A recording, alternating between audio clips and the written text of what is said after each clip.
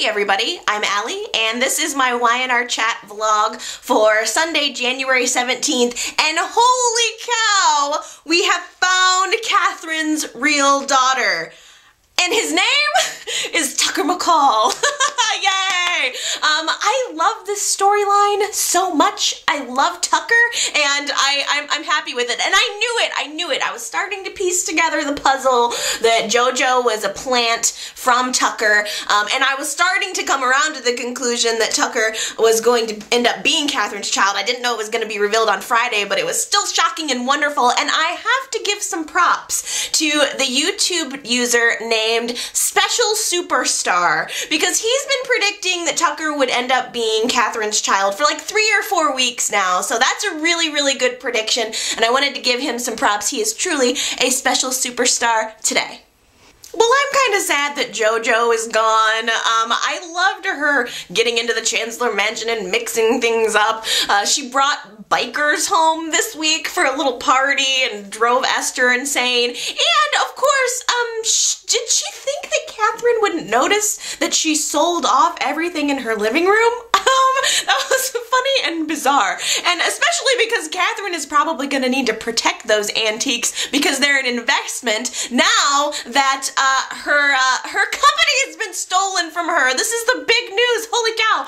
So Tucker created this dummy corporation named Celtron to trade Chancellor stock, and now he owns controlling interest in Chancellor Industries. I feel so bad for Catherine, but check and mate, Tucker. Well done, well played. This guy, of course has to be the heir to the Chancellor fortune. It makes so much sense now. He was very well played, and I also think that giving Jill a huge sparkly bracelet before dropping the bomb was another really good move on his part, because she's gonna need to be looking at all of those diamonds and also drinking a really good bottle of wine when she finds out the truth.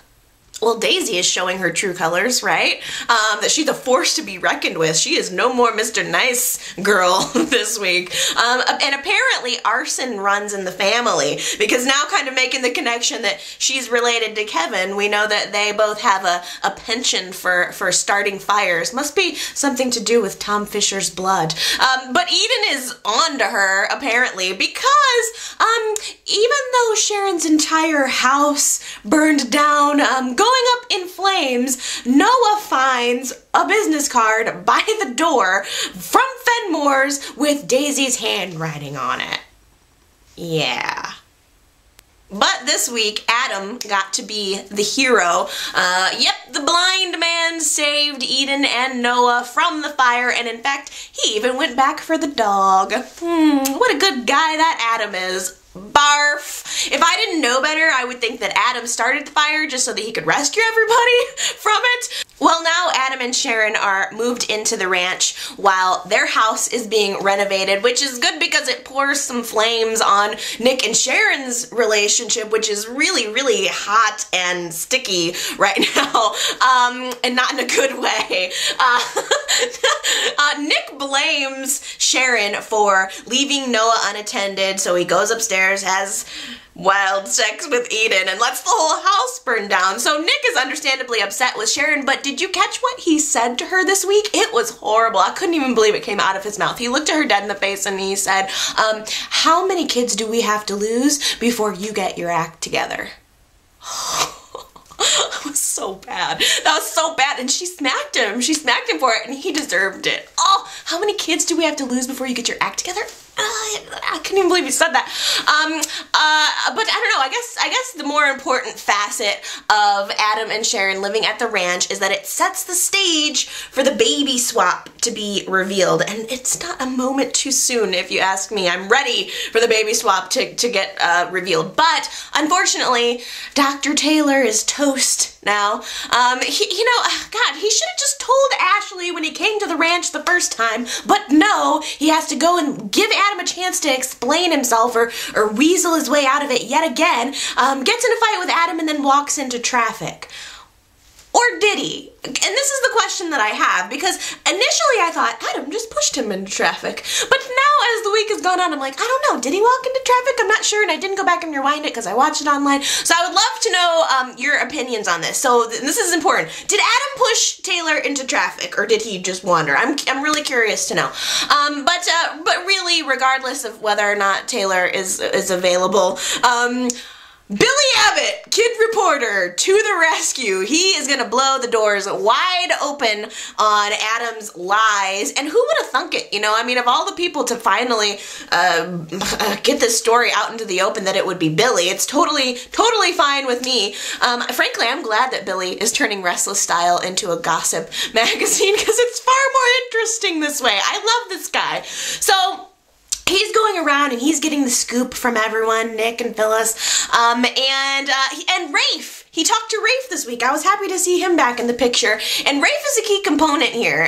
He is a man scorned, and by the way, I loved Billy's reaction to finding out that Adam and Rafe were sexually involved. It was so good. I love this actor. He's so funny, because at first he was like, what? And then he kind of sat back with his drink and he was like, okay. So it was a really good moment. I enjoyed that. And I think that although he tried unsuccessfully to convince Heather to open up about Adam's lies, I have a feeling that he might be able to convince her. Did you guys notice that there was a little bit of a moment between Billy and Heather? It seemed like maybe there could possibly be a little spark there. I don't know. I think Billy he has a spark with everyone.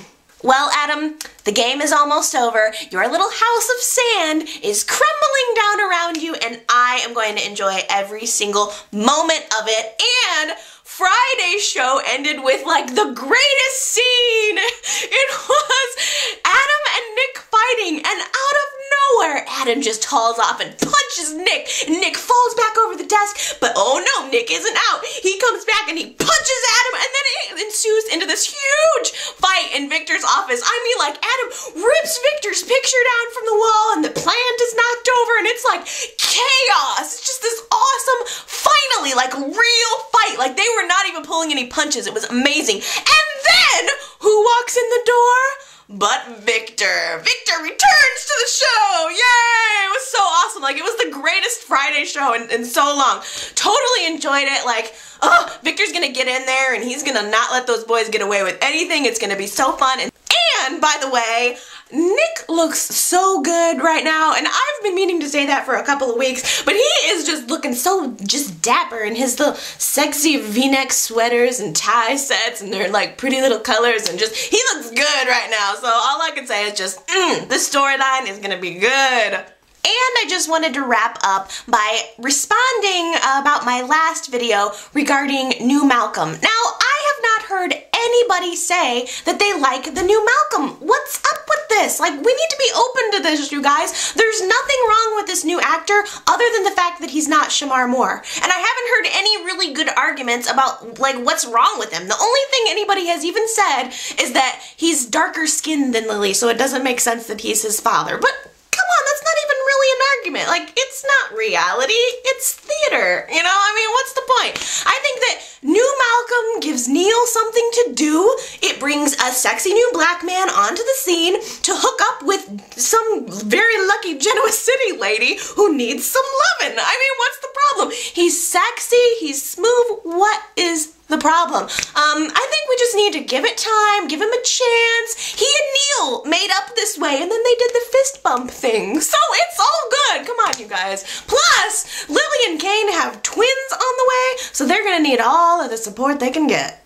Okay, those are my thoughts for now. If you want to learn more about me, you can go to my website at buttonhead.org. Otherwise, I will be back next week for a whole nother vlog. So, hope you guys are enjoying the show. Please leave me a comment, let me know your thoughts, and I'll see you next week. Bye!